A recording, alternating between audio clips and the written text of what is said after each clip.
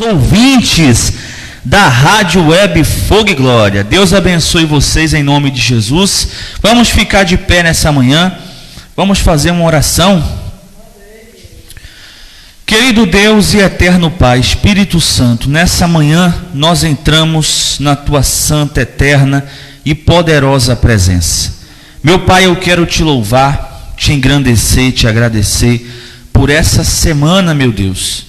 Essa semana que se passou, nós te louvamos, te agradecemos por todas as coisas.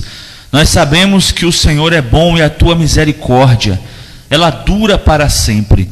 Então, teu é o louvor, a glória, a honra e o poder para todo sempre. Nós exaltamos o teu santo nome, bendizemos o teu nome, e só o Senhor é Deus. Então nós te agradecemos por tudo, em nome de Jesus. E quem crê no milagre, diga amém. Ô glória. Missionária Lindiana, já liga aí o microfone.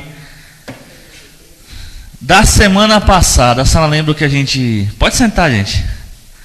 A senhora lembra aí o que a gente ensinou, né? Nós ensinamos sobre Antigo Testamento. Isso. Agora eu queria saber da senhora o seguinte: se a senhora pudesse falar algo sobre esse estudo que a gente está dando aqui, sobre os estudos que a gente vem dando, qual era a observação que a senhora queria fazer? Se a senhora pudesse falar algo sobre os estudos que a gente está dando aqui. O que é que esses estudos estão fazendo na sua vida? Estão lhe edificando? Está sendo bênção? Fala aí para a gente aí. Bom dia, paz e graça a todos os ouvintes da Web Fogo e Glória.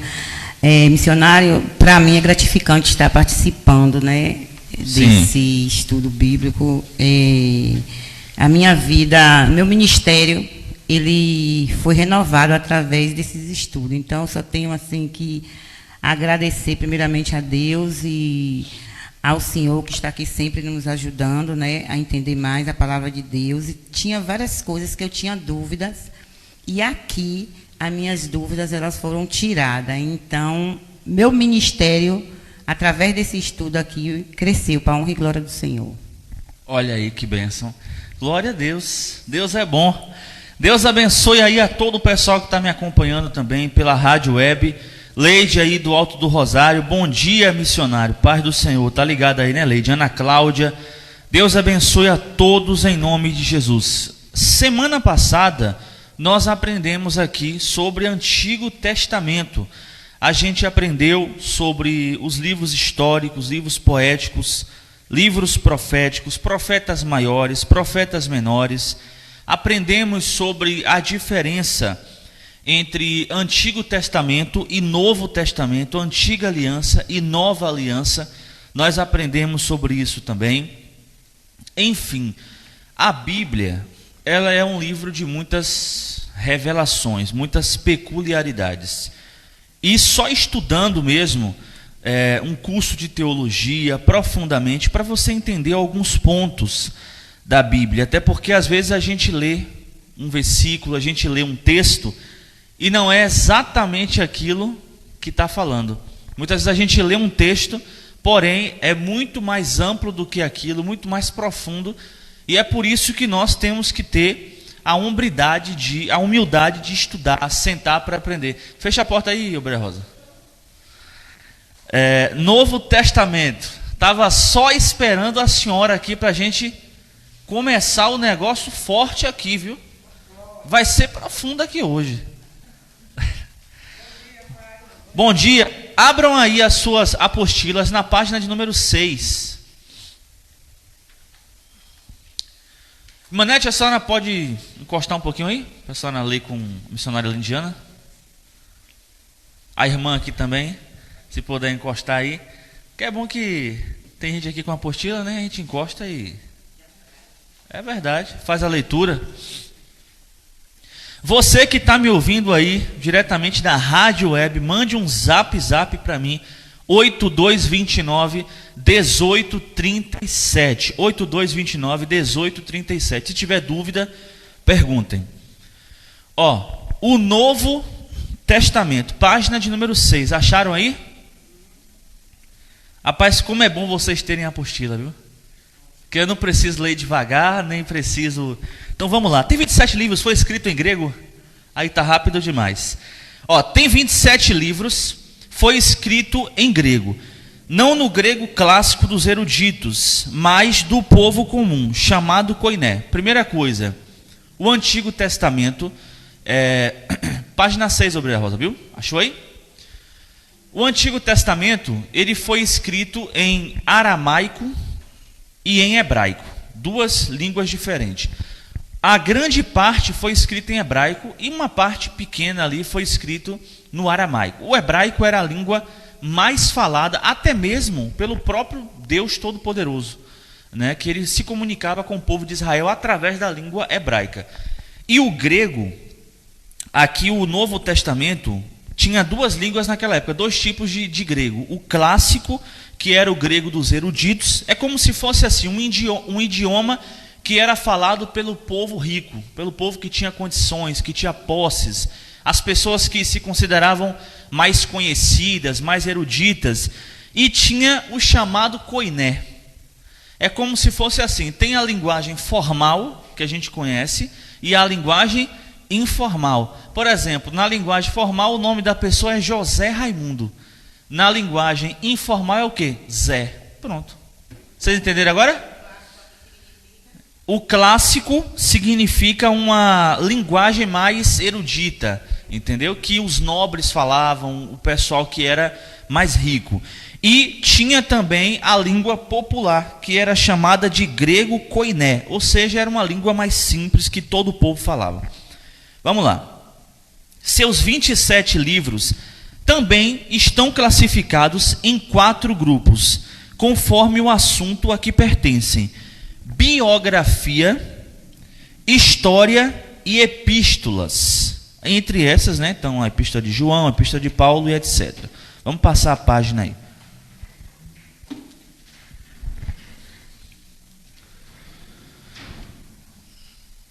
Passaram? Pronto. Tá certinho aí, né? Tá a mesma coisa que o meu, né? O Salmo 119, é isso mesmo? Pronto, vamos lá. Ó. Deixa eu ver. 6. Peraí, eu acho que tem uma coisa errada aqui. Do 6 passou pro 10. Na de vocês também tá assim? Oxe. Vai ter uma coisa errada aqui, mas acho que é assim mesmo. Acho que na hora lá foi algum erro. Ah, tem 8, é? Oxe. Misericórdia. Oxe. 11. Ah, pronto, ó. Pronto. E aí, irmão Marcos? Bom dia, tudo na paz, né? A gente estava na página C. Irmão, para você que está nos ouvindo aqui, teve um errozinho técnico na nossa apostila, mas é assim mesmo. É ao vivo. Ó, passa aí as páginas e procura a página 7. O número está aqui embaixo. Acharam? A página 7 está lá, está depois. Pronto, acharam aí? Vamos lá, ó. Profecia. Acharam? O terceiro grupo é também chamado de doutrina. Ó, vejamos os livros por cada grupo. No Novo Testamento nós temos o grupo de biografia. São os 4 evangelhos que descrevem a vida terrena do Senhor Jesus e seu glorioso ministério. Os 3 primeiros são chamados de sinópticos, devido a certo paralelismo que tem entre si. Os evangelhos são os livros mais importantes da Bíblia. Todos os que precedem tratam da preparação para a manifestação de Jesus Cristo. E os que lhe seguem são explicações da doutrina de Cristo. Ou seja, tem os livros biográficos, que são os 4 evangelhos. Quais são os 4 evangelhos? Isso aí, Mateus, Marcos, Lucas e João. Esses são os 4 evangelhos. Porém, os 3 primeiros, Mateus, Marcos e Lucas, são chamados livros sinópticos, porque eles são muito idênticos entre si, têm uma linguagem muito parecida. Porém, cada um desse livro traz uma mensagem central de Jesus de forma diferente. Por exemplo, o livro de Mateus vai trazer a genealogia de Jesus. e vai tratar de Jesus como o Filho do Homem, um ser humano, era Deus, mas também era humano, 100% Deus e 100% homem. A gente vai ver, por exemplo, no livro de Marcos, Jesus é tratado como um Deus, mas também é tratado como um homem do povo. Em Lucas, Jesus é tratado como o médico dos médicos, aquele que cura, que faz milagres extraordinários. E em João, Jesus é tratado como, vocês poderiam me dizer?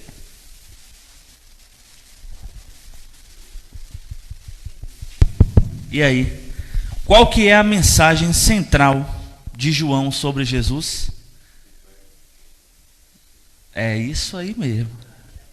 Aí, tá vendo? O verbo. Jesus é tratado em João como verbo, ou seja, também conhecido como logos, que significa palavra.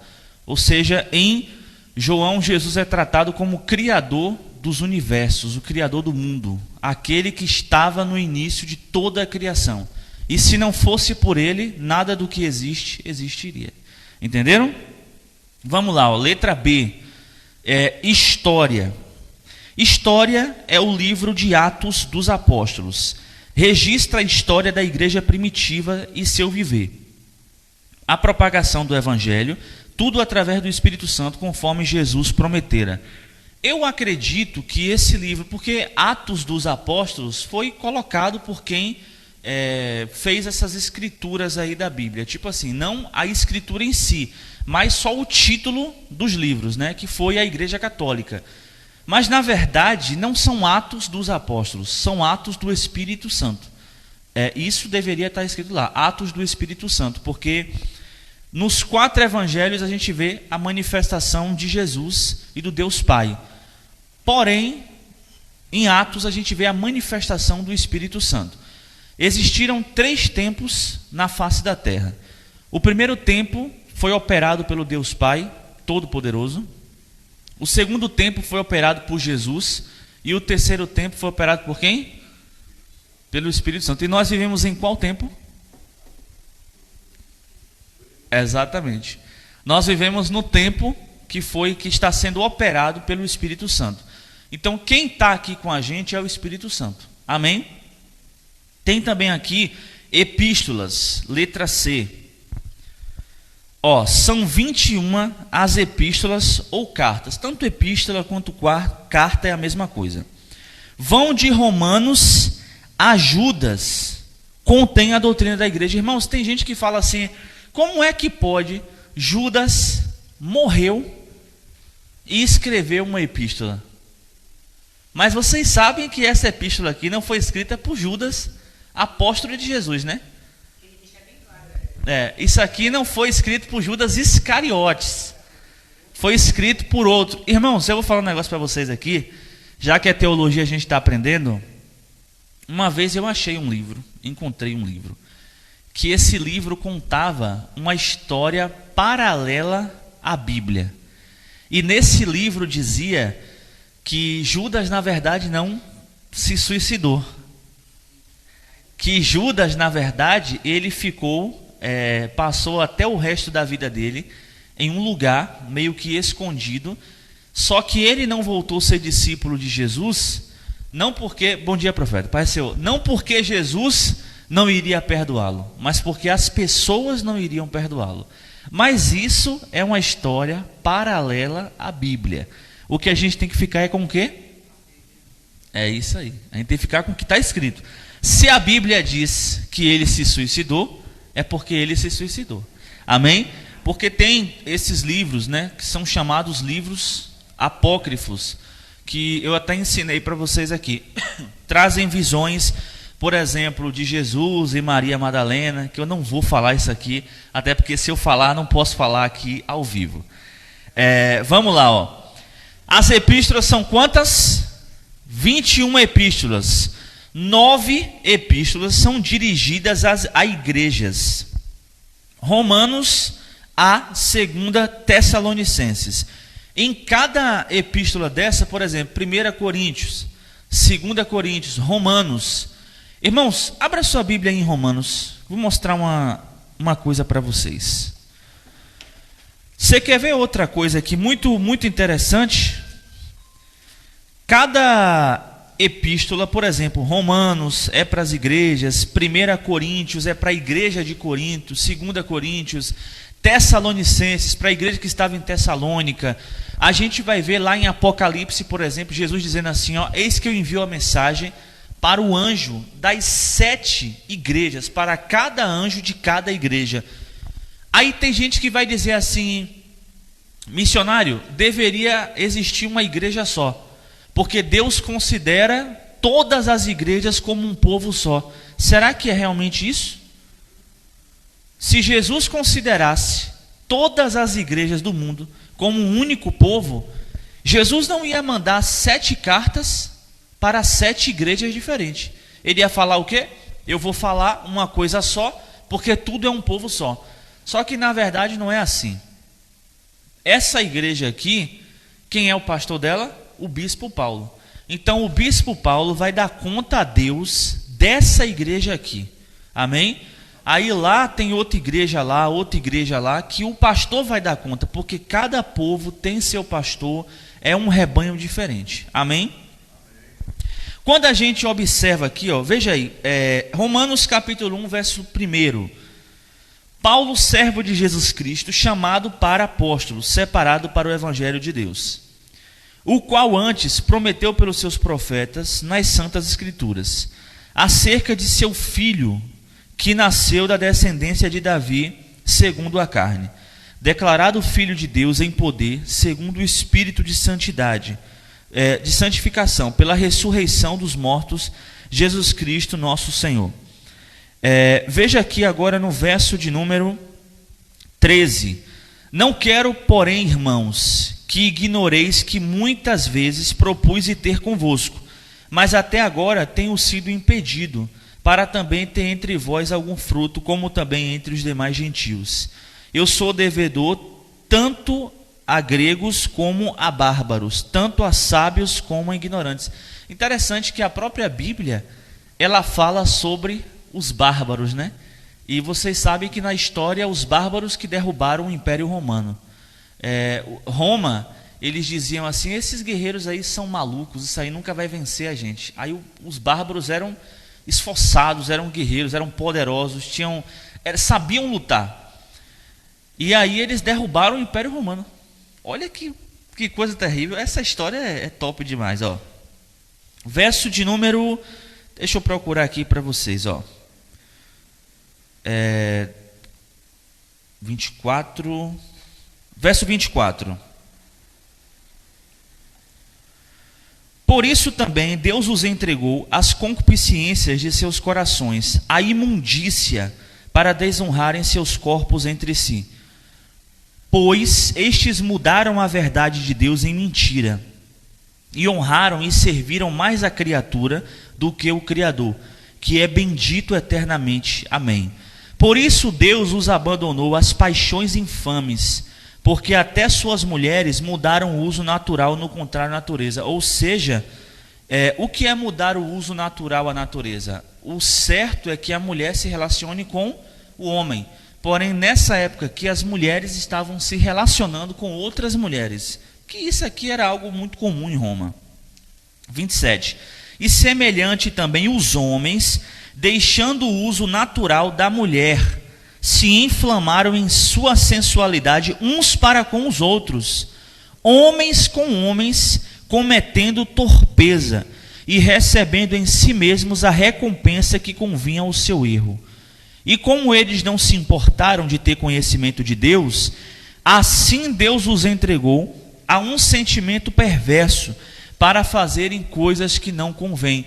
Ou seja, aqui a gente vê que Paulo está dando uma exortação para a igreja de onde? De Roma. Ele está dizendo assim que até mesmo dentro da igreja lá de Roma estava acontecendo isso. Homem com homem e mulher com mulher. Então isso aqui já é o que está dentro aqui de quê? Das epístolas, Romanos até 2 Tessalonicenses, epístolas que foram direcionadas para as igrejas de Cristo. Vamos continuar aqui nosso estudo, ó.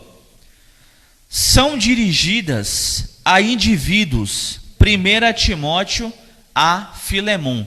Ou seja, Paulo também, obviamente que Paulo, o que ele mais fazia era conversar por meio de cartas. Então, nesse aqui de 1 Timóteo a Filemon, ele envia cartas a várias pessoas, a Timóteo, a Filemon e etc. Tem uma carta que é dirigida aos hebreus e que nós não sabemos quem escreveu essa carta. A gente não sabe, não tem dizendo aqui. 7 são dirigidas a todos os cristãos, indistintamente, de Tiago a Judas, ou seja, de Tiago até Judas, são dirigidas para todos nós. Porém, teve cartas que foram dirigidas às igrejas e a indivíduos em comum. Em todas essas cartas, obviamente que a gente consegue tirar algum proveito e algum ensinamento para a gente. As últimas 7 são também chamadas universais, católicas ou gerais, apesar de 2 delas, 2ª e 3ª João, serem dirigidas a pessoas, ou seja, existem 7 cartas que são consideradas as cartas universais. Dentro dessas cartas contém toda a doutrina da igreja, o que a igreja deve fazer, o que não deve fazer, alertas sobre lobos devoradores, falsos profetas, concupiscências, pecados, avarezas, glutonarias. Ou seja, dentro dessas 7 epístolas universais tem absolutamente tudo que nós precisamos saber sobre o Evangelho de Cristo. Profecia é o livro de Apocalipse ou Revelação. Trata da volta pessoal do Senhor Jesus à terra e das coisas que precederão esse glorioso evento. Neste livro, vemos o Senhor Jesus vindo com os seus santos para, primeiro, destruir o poder gentílico mundial sob o reinado da besta.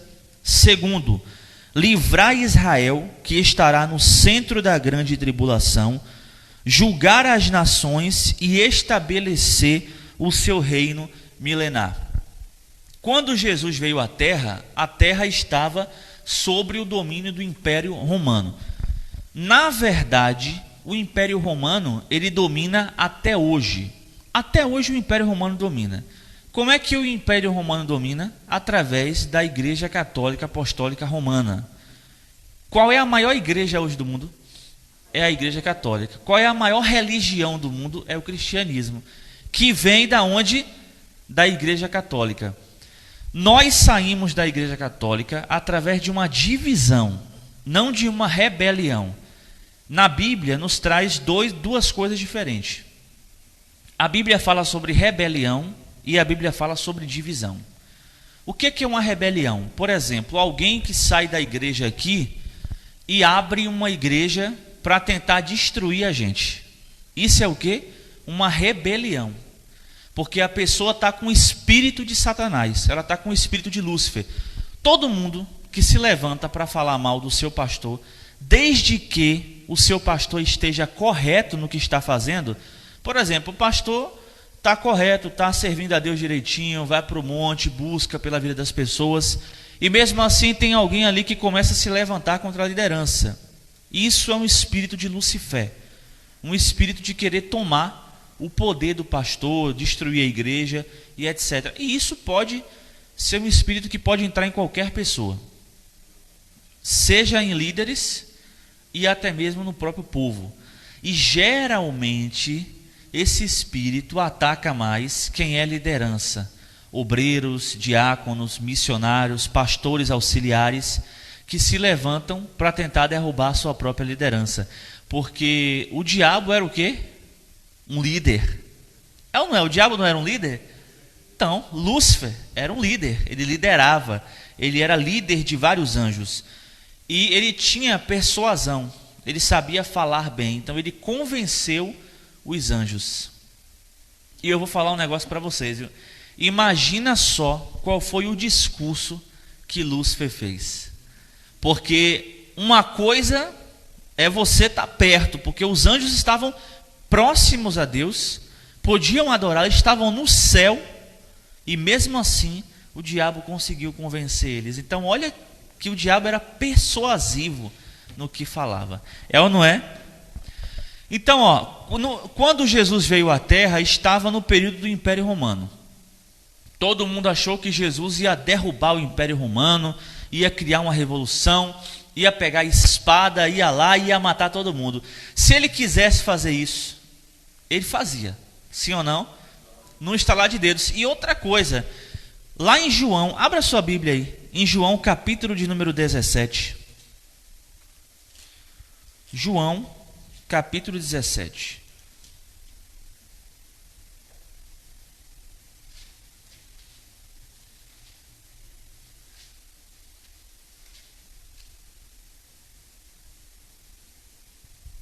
Glória a Deus.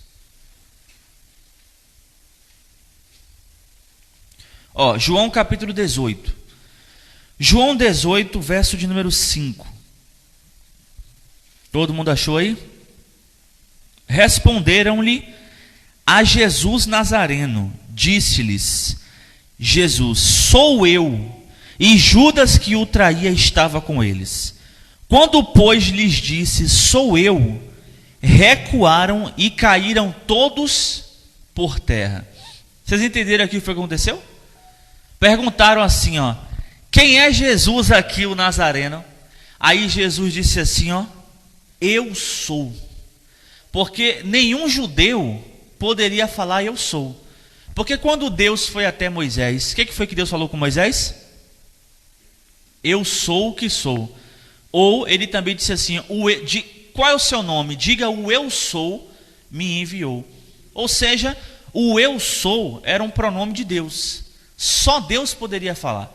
E os judeus, eles respeitam tanto isso que eles não falam assim, eu sou médico, eu sou advogado, eu sou juiz. Lá em Israel tem um pronome que eles usam que é como se a frase saísse assim, eu advogado, eu médico, eu juiz. Mas o sou eles não falam, porque eles dizem que o sou é o pronome de Deus. O eu sou, só Deus pode falar. Aí quando Jesus disse assim, eu sou Jesus o Nazareno, ele quer dizer o quê? Eu sou Deus. Aí na hora que ele disse isso, todo mundo que estava lá, os soldados, Judas, todo mundo caiu por terra. Todo mundo caiu no chão, de cara no chão. Aí Jesus falou assim para Pedro, eu fiz isso para que você entenda que eu tenho o poder.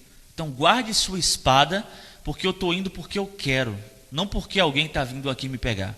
Ou seja, não mataram Jesus, não assassinaram Jesus, não foi assassinado. Aí tem gente que diz, os romanos mataram Jesus, os judeus mataram Jesus. Não, ele disse assim, quão bom é entregar a sua vida pelos seus próprios amigos. Ou seja, ele não foi assassinado, ele se entregou pela humanidade perdida. Olha que bênção. E ele tinha poder para fazer todas as coisas.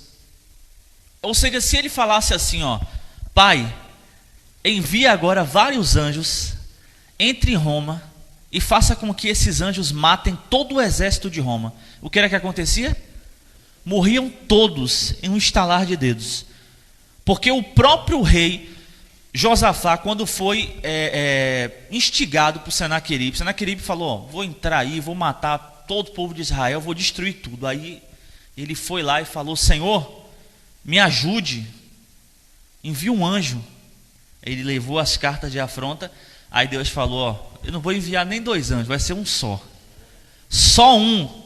Aí matou 100 e poucos mil, acho que foi 180 mil, 185 mil. Olha que coisa. Ou seja, o nosso Deus é poderoso demais. Mas Jesus não veio para fazer isso. Jesus não veio para causar revolução. E aí o povo, os judeus, achavam que Jesus ia causar uma revolução. E é por isso que os judeus hoje, os judeus messiânicos, eles não acreditam em Jesus como Filho de Deus.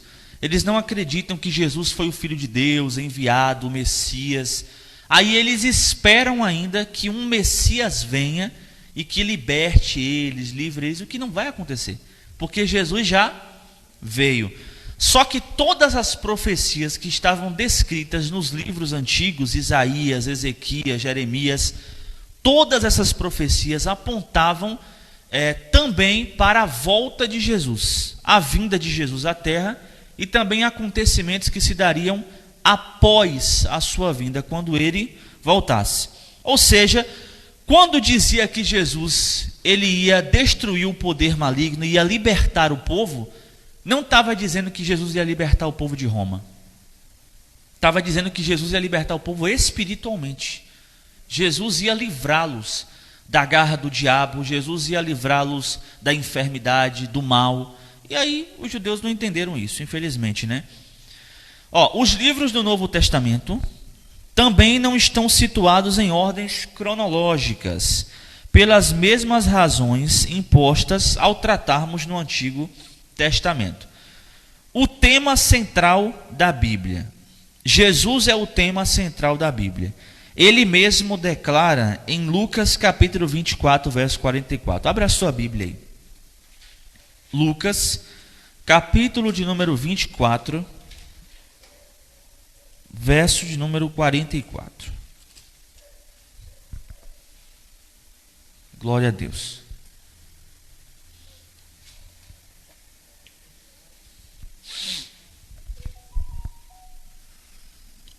Diz assim, Lucas 24, 44.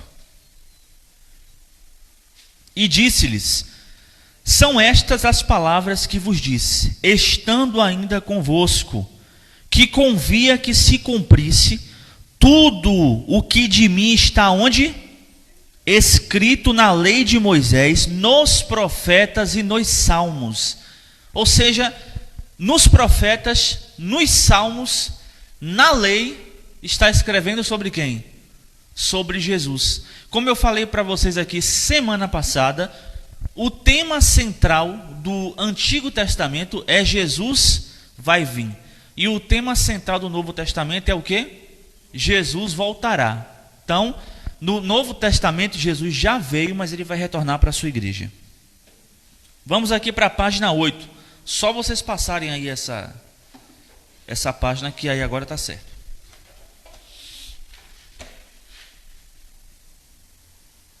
Aqui tem algumas referências. Ler também Atos 3:18, 10:43, Apocalipse 22:16.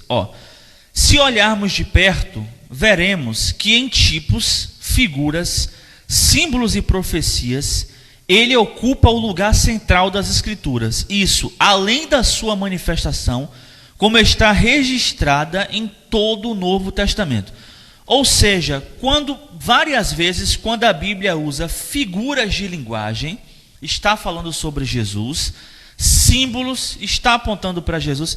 Por exemplo, vocês sabem me falar, Manuca, toma aqui esse microfone, vocês sabem me falar algum símbolo da Bíblia, onde aquele símbolo representa Jesus? O que é um símbolo que a gente entrega, por exemplo? A gente entrega o óleo, né, o envelope, um utensílio de campanha, símbolos. Quais são os símbolos da Bíblia que retratam Jesus ali? O Breiro Welton vai falar. Tipo, ovelha, que está falando sobre, né, que Jesus é uma ovelha. Não quer dizer que Jesus é uma ovelha, mas sim é uma palavra figurativa. Exato. Correto? Correto, corretíssimo. Quem mais aí quer falar? O óleo? Fala aí no microfone aí, mulher de Deus. O óleo que representa o Espírito Santo, né? E Jesus também, ele é o Espírito Santo. Isso. Pronto, o óleo. Nós temos também o quê? O cordeiro, a arca de Noé, que significa que o mundo todo só tem salvação em Jesus. A arca da aliança, porque na arca da aliança reservava-se a presença de Deus, e a presença de Deus estava sobre Jesus quando ele estava aqui na terra. Então, são vários significados. Jesus como tema central das Escrituras. Acharam aí? Em Gênesis, Jesus é o descendente da mulher. Gênesis 3,15, ou seja, está escrito lá que viria um que pisaria na cabeça da serpente. Jesus, ele não matou a serpente, porque a serpente é quem? É o diabo, ele só pisou. Na cruz do Calvário, Jesus pisou na cabeça da serpente, ou seja, o poder do diabo, ele foi diminuído através da cruz do Calvário. Antigamente, na época de Jesus, as feitiçarias, as bruxarias e as manifestações de demônios eram muito maiores do que a gente vê hoje em dia. Vocês sabiam? É tanto que as feiticeiras conseguiam flutuar e, além disso, conseguiam trazer um espírito de um morto voltar do caixão e aparecer para falar com as pessoas. Vocês sabiam disso? De tanto que a feitiçaria tinha força. Porém, quando Jesus morreu na cruz, aí essa força diminuiu bastante. E ainda hoje a feitiçaria é muito forte, né? Oi? Não, Jesus é o descendente da mulher. Aqui a mulher é Maria. Entendeu? A mulher aqui é Maria, a própria mãe de Jesus. Ó, em Êxodo, Jesus é o Cordeiro Pascual. O que é o Cordeiro Pascual? Naquela época tinham os cordeiros que eram mortos para expiação dos pecados. Por que Jesus, irmão, é chamado de Cordeiro de Deus? Porque no Antigo Testamento, os cordeiros eram usados como sacrifício para perdoar pecados do povo. E no Novo Testamento, quem foi o Cordeiro de Deus que morreu na cruz? Jesus. Ou seja, por isso que a gente não precisa mais fazer sacrifícios de animais. Por que a gente não precisa mais sacrificar o boi, sacrificar o bode? Porque Jesus morreu em nosso lugar. Ou seja, ele se colocou no lugar do sacrifício e se deu para a humanidade. Tem gente que diz assim: ah, Jesus se sacrificou para a humanidade. Jesus se sacrificou para derrotar o diabo. Tem nada a ver. Jesus, é difícil de entender isso aqui, mas Jesus se sacrificou para o próprio Deus. Por que para o próprio Deus? Deus não pode passar por cima da sua palavra. Não é isso? A única maneira de Deus perdoar os pecados dos homens naquela época era através de um sacrifício de animal. O que é que Jesus falou? Então eu vou me colocar no lugar do sacrifício. Só que tem uma coisa: toda a lei tinha que ser cumprida em Jesus.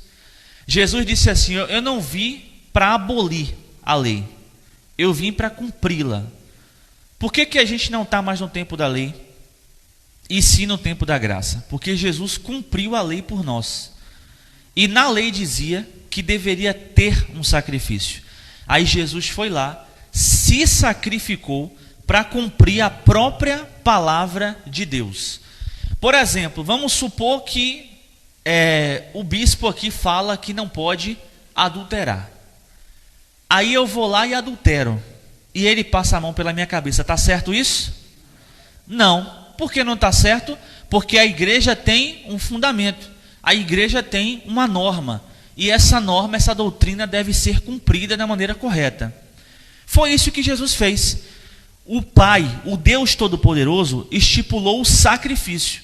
Então Jesus não poderia burlar esse sistema e dizer: não, eu não vou me sacrificar, acaba isso aí segue a vida e vocês estão perdoados. Não, ele tinha que fazer o negócio do jeito certo. Aí ele foi lá, se sacrificou pela humanidade, se entregou no meu e no seu lugar. Amém? Por que um homem qualquer aí não poderia morrer na cruz pelo sacrifício da humanidade? Porque deveria ser algo perfeito, algo puro. E Jesus não tinha pecado. Jesus se fez pecador através dos pecados da humanidade, mas Jesus não tinha pecado. Outra coisa, quando Jesus morreu na cruz, ele morreu apenas como um ser humano.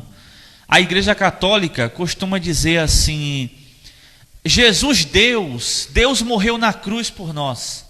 Está errado, porque Deus não morre. Em algumas situações na Bíblia, a gente vai ver que a divindade de Jesus é separada dele. Quando Jesus foi lá para o deserto, Lucas capítulo 4, acho que Mateus capítulo 4 também relata isso. Jesus foi para o deserto para ser tentado por quem? Pelo diabo, né? Por Satanás. Só que a Bíblia diz que Deus não pode ser tentado. Ou seja, Jesus estava lá só como homem. Você não assiste, por exemplo, os filmes de super-herói? Não tem algumas situações. Eu assisti agora Doutor Estranho. Né? Doutor Estranho. Filme top demais. Aí quando botaram ele num cubículo de vidro. Aí amarraram lá colocaram um dispositivo nos 2 braços dele, que ele perdia a força, ele perdia o poder. Ele não podia fazer mais nada, ele tinha que quebrar aquele negócio ali para ter o poder de volta. Jesus não precisava colocar nada no braço dele, obviamente, mas ele conseguia separar-se da sua divindade. Lá quando Jesus estava no Getsêmani, ele diz assim, Deus meu, na cruz também ele vai falar isso, Deus meu, por que me desamparaste? No Getsêmani ele estava somente como homem, e aí tem um mistério forte, que um dia eu vou pregar para vocês aqui, sobre a separação da azeitona e do azeite de oliva, que também tem a ver com a mensagem de Jesus, que na verdade, não vou falar não, porque senão vou revelar para vocês o negócio da mensagem aqui, deixa para depois. Então no deserto Jesus estava só como homem, no Getsêmani ele estava só como homem, na cruz só como homem. Por isso que ele apanhou, foi cuspido, escarnecido. Porque, irmão, quando ele era Deus, quando ele estava como Deus, se alguém batesse nele, ele morria na mesma hora. Não tinha nem conversa. O próprio Deus matava. Acho que a própria divindade de Jesus ia matar a pessoa, porque Jesus é todo poderoso. É por isso que quando os historiadores, Flávio Joséfo, Tácitos, eles dizem, o próprio Flávio Joséfo, ele conta que Jesus era alto e Jesus era meio desengonçado. Lá em missionário, como é que o senhor prova isso na Bíblia? Em Isaías diz o quê? Que Jesus não tinha formosura, Jesus não tinha beleza. Para você que não sabe, Flávio Joséfo é considerado um dos maiores historiadores da história hebreia. Então esse homem sabia absolutamente tudo sobre a história dos judeus. Ele escreveu várias coisas sobre a história dos judeus e ele fala sobre o próprio Jesus. Vamos lá, ó. Em Levítico, Jesus é o sacrifício expiatório. Em Números, Jesus é a rocha ferida. Em Deuteronômio, ele é o... Como é que a gente prova que Jesus era profeta? Jesus, ele profetizou, né? Ele disse assim, vão vir guerras, terremotos. Ele também profetizou também que não ficaria pedra sobre pedra, relacionado ao templo de Salomão, que no ano 70 depois de Cristo, um imperador chamado Tito Vespasiano entrou em Jerusalém, queimou a cidade, derrubou o templo, destruiu tudo. E hoje a gente vê aí na televisão passando sobre o Muro das Lamentações, não é? Aquilo ali, na verdade, não era nem o muro do templo. Aquilo era o muro que ficava fora do templo. Ou seja, era um muro de proteção do templo, porque o templo foi destruído. Em Josué, ele é o capitão dos exércitos do Senhor. Em Juízes, ele é o libertador. Em Ruth, ele é o parente divino. Em Reis e Crônicas, é o rei prometido. Em Esté, ele é o nosso advogado. Em Jó, ele é o redentor. Nos Salmos, é socorro e alegria. Provérbios, ele é sabedoria de Deus. Cantares de Salomão, ele é o nosso amado. Em Eclesiastes, ele é o alvo verdadeiro. Nos profetas, ele é o Messias prometido. Nos evangelhos, ele é o Salvador do mundo. Nos Atos, é o Cristo ressurgido. Nas epístolas, é o cabeça da igreja. E no Apocalipse, ele é o Alfa e o Ômega, é o Cristo que volta para reinar. É bênção, né? Então, em todos os livros, Jesus é uma coisa diferente. Ou seja, a Bíblia inteira fala sobre Jesus. A Bíblia inteira traz a mensagem de Jesus. Jesus é o tema central de toda a Escritura. Tomando o Senhor Jesus como centro da Bíblia, podemos resumir os 66 livros em 5 palavras referentes a ele. Preparação é a primeira palavra. Todo o Antigo Testamento, pois trata da preparação para o advento de Jesus. Ou seja, isso aqui... Troca essa pilha para mim. Vai descarregar isso daqui também. Preparação. Todo o Antigo Testamento, pois trata da preparação para o advento de Cristo. Segundo, manifestação. Os evangelhos que tratam da manifestação de Cristo.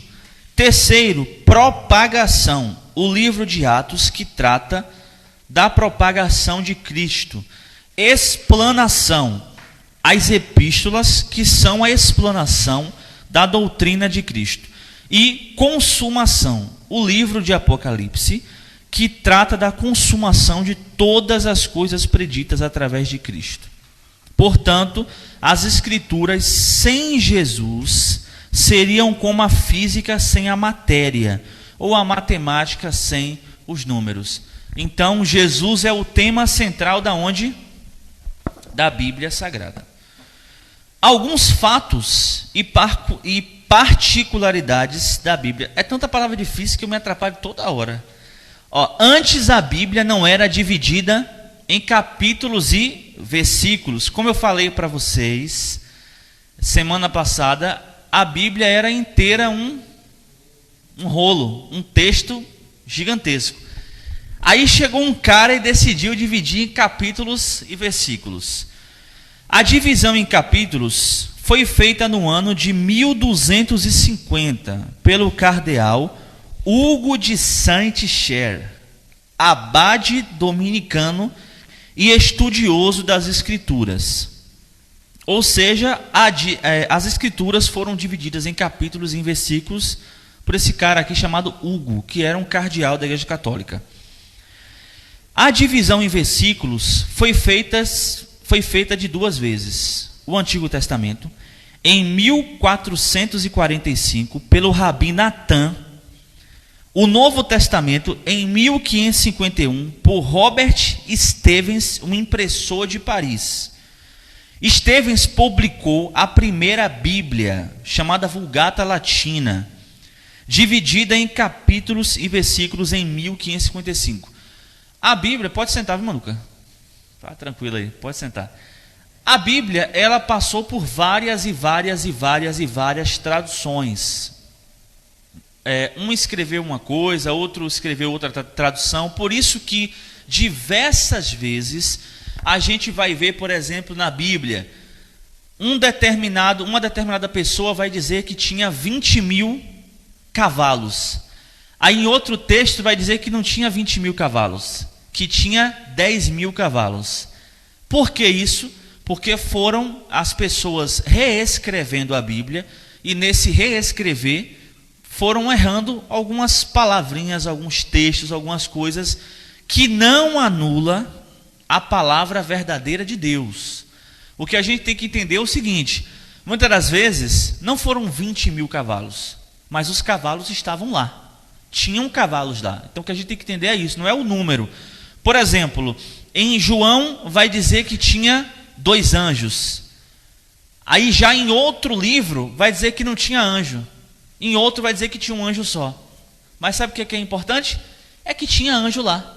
Por que tinha anjo lá? Porque 2 livros diferentes dizem que tinha anjos lá.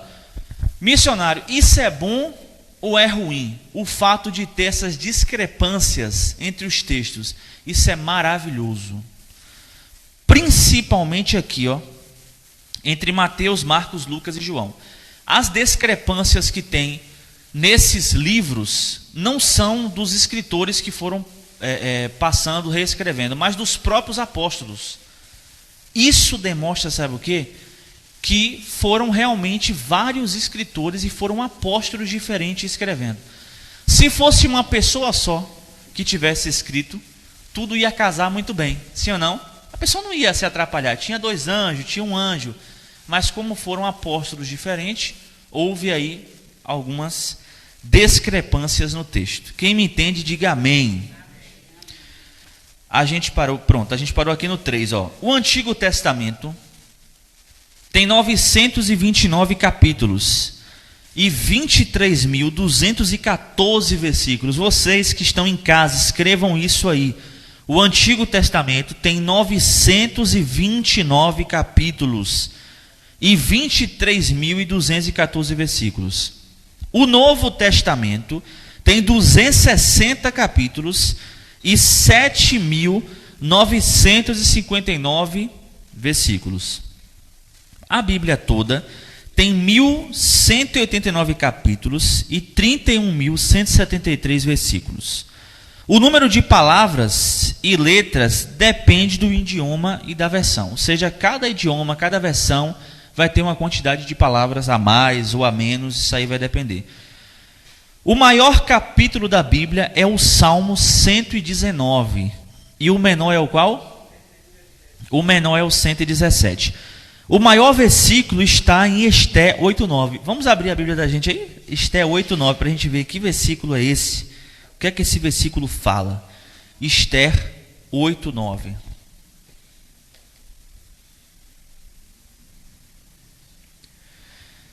Essa semana eu vou tentar ir lá eu vou ver se eu consigo. Eu vou tentar ir lá na Assembleia de Deus, que foi onde eu peguei essa apostila, porque tem gente que está distante e quer a apostila, mas eu não tenho como fazer. Eu vou tentar ir lá para ver se eu encontro, essa apostila em PDF. Esther 8:9. Esse aqui é o maior versículo da Bíblia Sagrada. O maior versículo da Bíblia, Esther 8:9. Quem pode ler esse versículo aí para mim? O microfone está com o nosso auxiliar, obreiro Manuca. Olá, Dene, obreiro Dene. Bom dia, paz do Senhor a todos. Bom dia. 8:9, né? 8:9.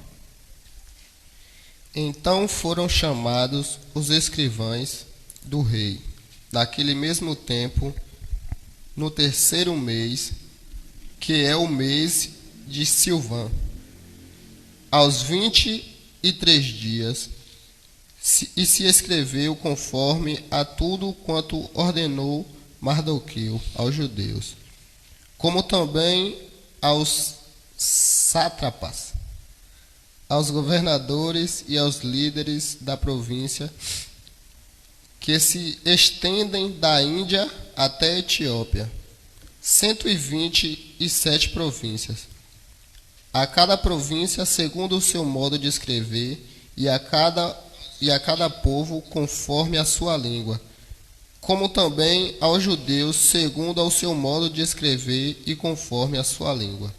Olha o tamanho desse versículo. Isso aí é só um versículo. Agora, Dene, aproveitando que já está aí com o microfone, abre aí em Êxodo capítulo 20, verso 30. Esse é o menor versículo da Bíblia. Esse é o primeiro menor. O segundo menor versículo da Bíblia é um versículo que está escrito assim: Jesus chorou. Só tem isso no versículo. Acho que é João capítulo 11, verso 35. Êxodo capítulo 20, verso de número 30. Lê para a gente aí, o menor versículo da Bíblia Sagrada.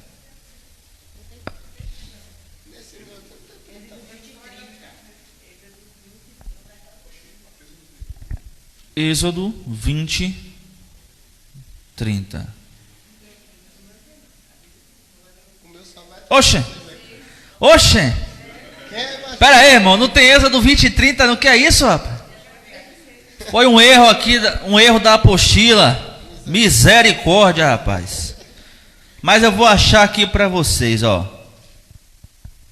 vou dizer agora qual é o versículo. Eu vou achar agora. Êxodo 20, verso 13. Veja aí, Dene. Erros acontecem, são ao vivo. É assim mesmo, é o Domingão do Faustão. Brincadeira, irmão. Capítulo 20, versículo 13. Isso aí. Não matarás. É só isso. É o menor versículo da Bíblia Sagrada. Não matarás. Olha aí. Ó, isso nas versões portuguesa e com exceção da chamada tradução brasileira, onde o menor é Lucas 20:30. Em certas línguas o menor é João 11:35. Na nossa língua brasileira, o menor versículo é esse. Os livros de Esté e Cantares não contêm a palavra Deus. Olha que coisa. Isso aqui também é uma descoberta interessante. Porém, a presença de Deus é evidente nos fatos neles desenrolados, mormente em Esté. Há na Bíblia 8.000 menções de Deus sobre vários nomes divinos. Ou seja, Deus em algumas vezes é chamado de Iavé, Elohim, Adonai, eu sou o que sou, o Todo-Poderoso, o Deus da guerra, o leão da tribo de Judá. Enfim, são vários nomes. E 177 menções do diabo sobre seus vários nomes. 9. A vinda do Senhor é referida direta e indiretamente 1845 vezes, sendo 1527 no Antigo Testamento e 318 no Novo Testamento. Não é esse um assunto para séria meditação? Pergunta aqui o rapaz aqui. Agora, vamos voltar, porque a apostila está errada. Vamos voltar aqui para a página 10. Parabéns a quem confeccionou aqui a apostila tão correta. 10, todo mundo achou aí a página 10? Aí depois a gente vai passar de novo para 11, vocês estão sabendo aí, né? Tem que passar um bocado aqui. O Salmo 119 tem em hebraico 22 seções e de 8 versículos cada uma. O número 22 corresponde ao número de letras do alfabeto hebraico. Cada uma tem 22 seções. Inicia com uma letra desse alfabeto e dentro de cada seção, todos os versículos começam com a letra da respectiva seção. Caso semelhante há no livro de Lamentações de Jeremias. Jeremias lamentava tanto que criou um livro. Tem gente que eu conheço que é assim, se lamenta tanto. Você tem que criar um livro de lamentações para a pessoa. Então não se lamente, irmão. Não se lamente. Dê glória a Deus. Dê aleluia. Vá orar. Que seus problemas se resolvem com oração. É ou não é? Não com lamentação. Caso semelhante há no livro de Lamentações de Jeremias. Ali em hebraico, os capítulos 1, 2 e 4 têm 22 versículos cada um, compreendendo as 22 letras do alfabeto, de Aleph e Tau. Porém, o capítulo 3 em 66 versículos, levando cada 3 deles a mesma letra do alfabeto. A frase não temas ocorre 365 vezes em toda a Bíblia, o que dá para cada dia do ano, como eu tenho falado para vocês aqui, né, nas pregações. O capítulo 19 de 2 Reis é idêntico ao 37 de Isaías. Olha, é tão interessante porque são escritores diferentes, momentos diferentes, coisas diferentes, pessoas diferentes. E é idêntico ao capítulo de Isaías. Por quê? Porque esses homens eram guiados por quem? Pelo Espírito Santo de Deus. Eles escreviam por debaixo do Espírito Santo de Deus. Então ele guiava o seu povo, ele que escrevia, né, o próprio texto. O Antigo Testamento encerra citando a palavra maldição.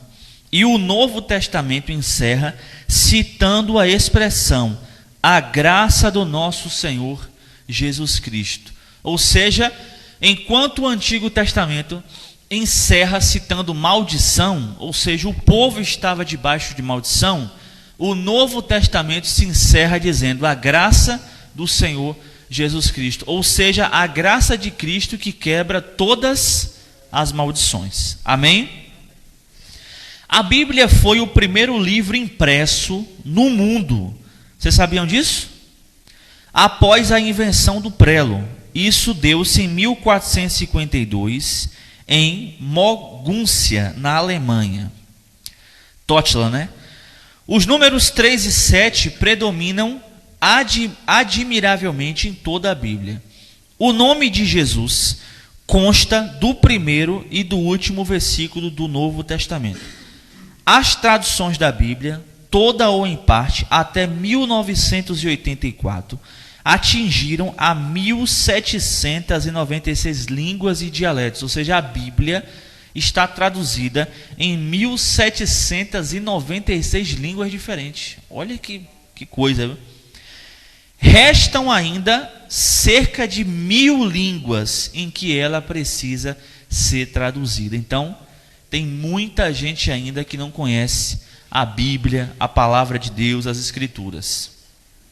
Algumas observações úteis e práticas no manuseio e estudo da Bíblia. Aprenda a ler e escrever referências bíblicas. Isso aqui eu não vou ensinar para vocês, que não tem muito significado, não. Depois vocês leem aí na Bíblia de vocês. Fala sobre referência, sobre o fato do antes de Cristo e depois de Cristo. A Igreja Católica que fez essa separação de tempos. Aí o ateu, tem gente que diz assim que Cristo não existiu, né? Só é você olhar para o calendário, antes de Cristo e depois de Cristo, só isso. Porque eu era ateu, mas eu nunca duvidei da existência de Jesus, e sim da existência de Deus. Existem provas históricas que comprovam a existência de Jesus. Aí vocês vão falar, por que não tem mais provas históricas? Porque quando, no ano 70 aí, que eu falei para vocês, quando Tito Vespasiano queimou a cidade de Jerusalém, muitos e muitos arquivos foram queimados também. Tinha filósofos, pessoal importante, historiador, que escreveram, falaram sobre Jesus.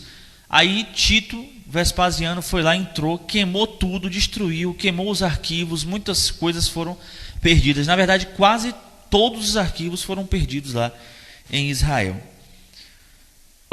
Vamos lá. Botem aí na apostila de vocês. A gente já está encerrando já, tá bom? Página 12, para a gente encerrar. Página 12, tem que passar, Passa aí a apostila de vocês.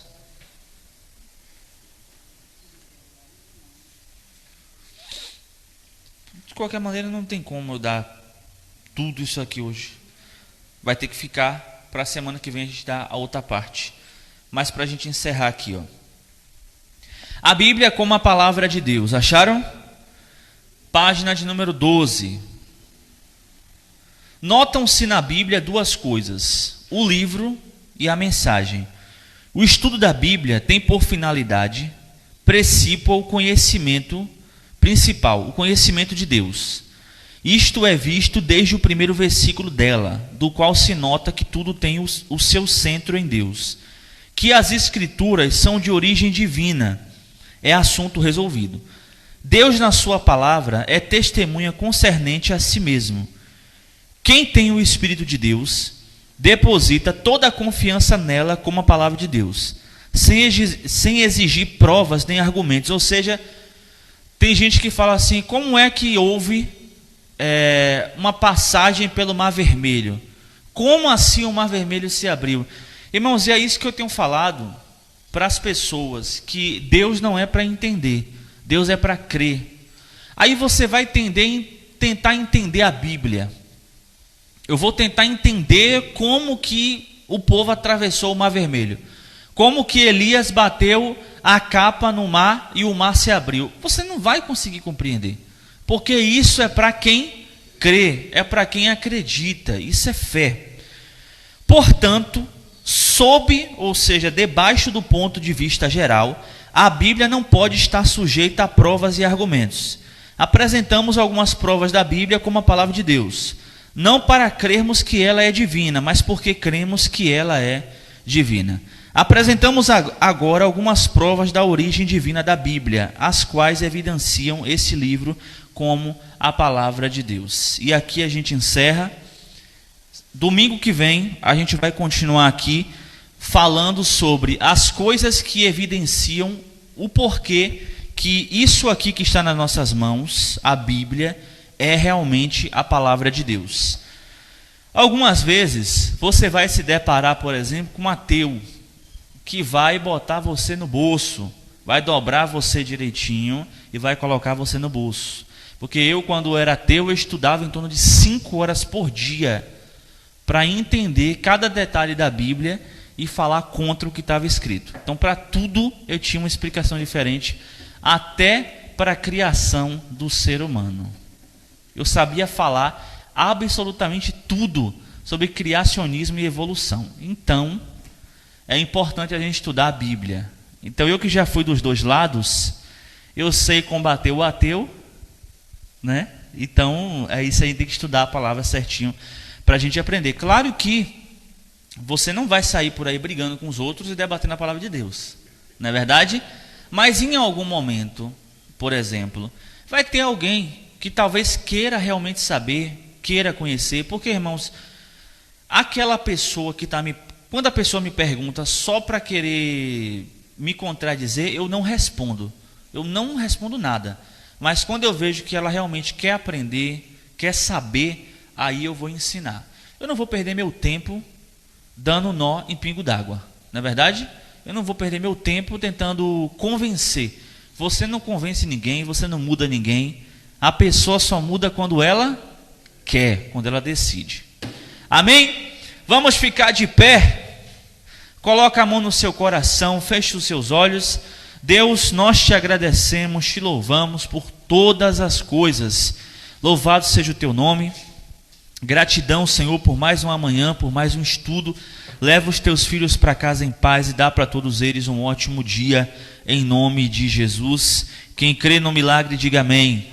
Deus abençoe vocês, vão em paz.